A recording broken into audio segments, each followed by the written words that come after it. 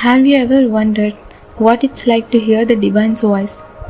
Not in loud declarations, but in the quiet spaces of your soul.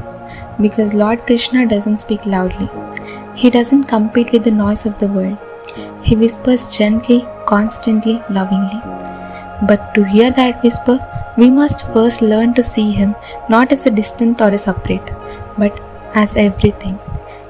Krishna is not confined to temples or statues. He is the tree outside your window. He is the kindness in a stranger's word. He is the stillness between your thoughts. The moment you begin to recognize Him in all things, you open yourself to hearing Him in all things. We often turn to God only in times of crisis. When we are in pain, we pray.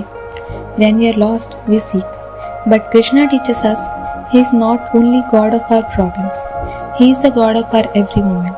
The soft moments, the ordinary ones, even in your routine, your quiet walks, your work, He is there. When we begin to include Him in our everyday life, the conversation begins to flow. To hear Him, we also need devotion, not out of duty or tradition, but from the heart. True bhakti is love. It's not about how much you know, it's about how deeply you care. Devotion isn't limited to rituals or offerings. It's the feeling that Krishna is your closest friend, your protector, your guide. That kind of love creates a space where His voice can echo. And to deepen that devotion, we must start seeing Krishna not just as an idol we worship, but as a living presence, a divine energy. He is not only a figure on your altar. He is the force that holds the universe together.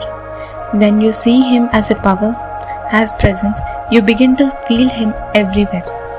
Offer prayers every day, not just for asking, but for connection. Speak to Him like you would speak to someone you love. Tell Him your hopes, your confusion, your gratitude. Make it a daily practice, not out of your habit, but out of love. And then be still, because Krishna whisper isn't loud. The mind must be quiet to hear it. When you sit in silence, when the breath slows and the thoughts soften, something beautiful happens. His presence begins to speak. And don't be surprised when the answers come in unexpected ways. Through a sentence in a book, through a line from a friend, a moment of silence that suddenly feels full.